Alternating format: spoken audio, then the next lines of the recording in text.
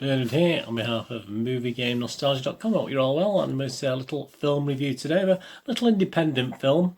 A British sci-fi horror. They're a rare breed, aren't they? So we're looking at one today called Alien Outbreak. Please, if you're new to this little channel, please push that subscription button. Please push the bell notification so you know these little vlogs are coming out. These movie reviews, TV drama reviews, or even information vlogs are coming out.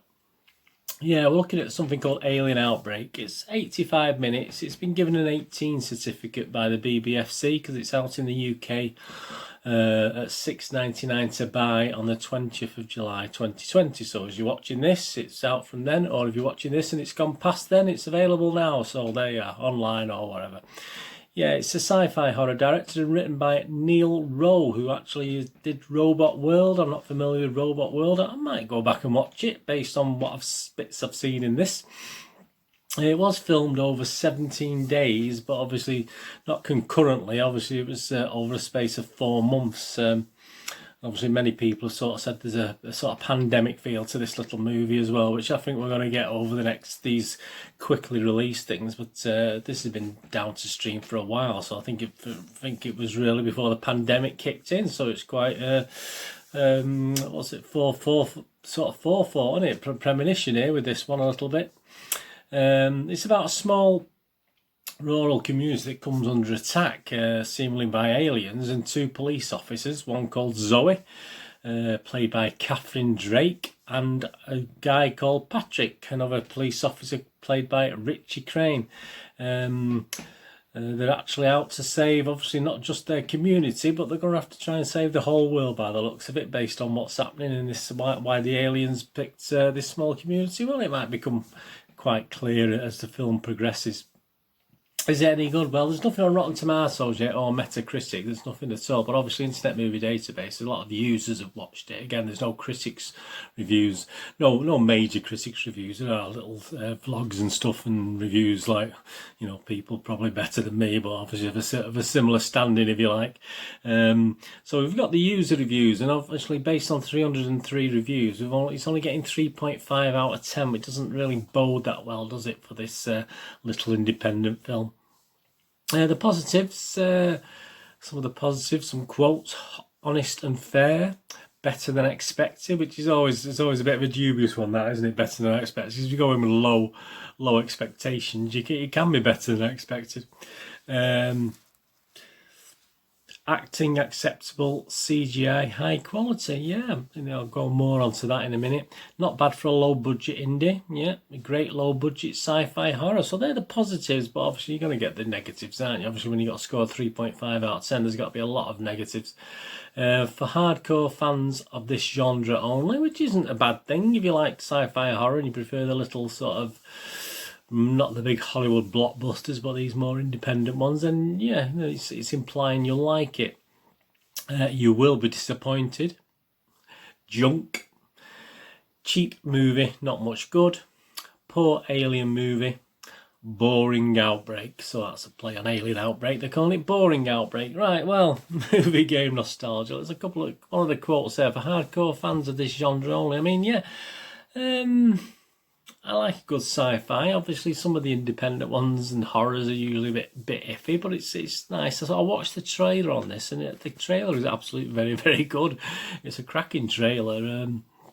If you do watch the trailer, you may be a little bit disappointed in the film because the trailer is very good, and there's plenty in it. It doesn't tell you the story, obviously, but there's a lot in the trailer. And I think what sort of ruined it for me is I have seen a lot of positivity about her, Catherine Drake, but I didn't think she was a great lead character. She obviously plays a police officer. She's got a Canadian accent. Obviously, she's been transferred from Canada to the UK, which I think can happen. I know we can transfer officers from the UK to Canada, so I'm sure it works both ways. Yeah, I wasn't overly impressed with Catherine Drake, unfortunately. I'm not sure what else she's done, but she was quite a poor leader. Richie Crane, a sort of co-officer, if you like, doesn't do too bad a job. He's not bad at all, but I think as the lead actress is not fantastic. That sort of ruined it a little bit for me. Although it's a British independent film, so some of the acting, to say the least, is wooden, to say the least. I'm not saying I could do any better, but I'm not an actor. I'm not a paid actor or paid expenses, whatever these guys got paid. But what is outstanding are the effects. The effects are absolutely excellent for a low budget thing. I mean, the effects of the aliens in various guises, and the mutilation scenes. You know, the human scenes where things go badly wrong are great scenes. They're just really well put together, and that sort of perhaps makes up for the acting a little bit. In the special effects for this sort of budget movie. I mean, they feel real. You know, the robots and aliens in it do actually feel quite real, and when they're in certain scenes, it does create an air of tension as well with these things. They look quite believable. There's some naff lines in it. I mean, there's some really poor conversation. I mean, some people on this are like residents, and they don't sort of seem to know their own little village. I mean, there's comments made about the police station being massive, but I mean, you know, why is this? And well, the residents are probably, if I lived somewhere and the police station was massive, I'd probably one of the first things I'd find out is why you've got such a massive police station for 2 officers. But I mean, it's just conversation things and lines that aren't very good. Sometimes silence can be more effective than just adding lines for the sake of adding lines, which I think it sort of does. About halfway through, I was thinking, didn't read too much on the reviews, but obviously I've read stuff since. And you sort of, the storyline seems quite simple, and you think, like, this is alien invasion, but you sort of have an inkling that there may be a twist in it. There may be a twist in this. And as viewers, we sort of have that view that there might be a little twist in it, but unfortunately, the actors and the characters in the film don't seem to sort of follow our wavelength. But there you go. You're thinking, why aren't they thinking this, or why aren't they thinking that? But there you go.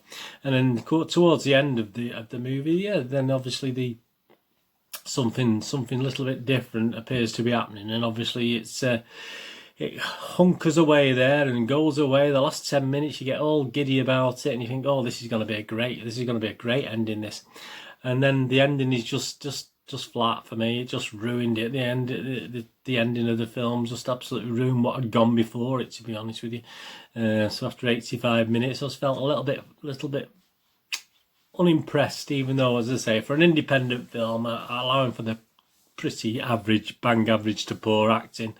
I sort of quite enjoyed it. It was quite an interesting 75 minutes, unfortunately, when it came to the last 10 minutes or so, when it was building to a nice climax. It all seemed a bit of an anticlimax in the end, but there you go. So it sort of ruined it a little bit for me. So, it's a funny one. Internet Movie Database, my little rating, Bernard's rating.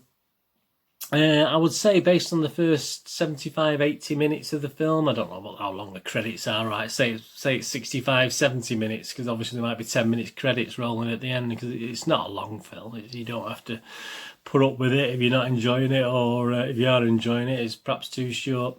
But yeah, for the first 90% of the film, I would give it a watchable rating. And it's still, I'm not going to put you off watching it, because I was only just disappointed at that ending, because overall, by the time the thing finished, I'm down to a 5 out of 10. So my little rating for Alien Outbreak is only 5 out of 10, which is still higher than the Internet Movie Database, the 3.5 out of 10, but a little bit disappointing, as I said. But even though it's a 5, usually to not put you off watching, I give it a 5.5, but I just thought, because of the ending, I give it a 5 out of 10. And as I say, so much of it was a 6 out of 10, allowing for the fact it was a little independent, low budget production, and you just wish, what could they have done with a little bit more budget, a bit more screenwriting, you know. But the story was had potential to be, I could think up 2 or 3 things actually as I was watching it. I mean, I like to have a little mess around with ideas and thoughts, and there's a couple of things I could have added to that film to make it much better, and I was hoping obviously that it'd turn out as I thought, but it didn't, and it was a bit disappointing. So yeah, going to give it 5 out of 10. I'm sorry about that, as I say, but I certainly won't put you off watching it, and please, if you do, let me know what you think. The posters, yeah, again, it's failed a little bit. I quite like the posters. They're very It is very good. Yeah, it's a good poster for traveling your wall, like for the kids if you're into sci-fi, etc. But look at the background. Look closely at it. You've got dishevelled buildings. I mean, this is a small rural community. There's no house above 2 floors. You know, it's just a lie basically. The poster is a lie. It's trying to say this film is far better than what we're seeing, and perhaps that what we're seeing on the poster is happening, but certainly not within this film. We've not seen it, so it's a little bit of a lie. And I don't like that in a poster. I don't like a poster to try and con people. I think it does it a little bit. So I'm going to give, likewise, even though I nearly give the poster a 6 out of 10 because I do like it on a wall for a sci-fi person, I'm only going to give it 5 out of 10 because they're telling fibs to us. And I mean, all right, as I say, it's not strictly fib because we don't know what's happening elsewhere, do we? We only know what's happening in this little community. There could be. But that's not what we see in the film, and it's what we see in the film should be reflected in that poster. So, yeah, I'm afraid I'll give them a poster a 5 out of 10 as well. So I'm in a bad mood now. I have 5 out of 10. Anyway, let me know what you think of the poster and the film. Thanks for watching. Please check all my links on the screen now. Obviously, the MovieGameNostalgia.com website for rare DVDs, movie posters, and board games. That's been on there for most of this video vlog anyway. And please follow me on Twitter, or if you're not into Twitter and you're more into Facebook, then if you type Bernard Dineen, DINN, into Facebook, and follow me on there, I'll follow you back. And most of the stuff I put on Twitter of any interest, I sort of put on Facebook as well, so you get to know things on there. Anyway, thanks for watching. What are we going to do the rest of the day? Have a great one. Look after yourselves, look after your friends, look after your families. More importantly, let's all look after each other. And hopefully you'll join me again for another little movie review or TV drama review or information vlog very, very soon. This is Bernard saying goodbye for now. Thanks for watching.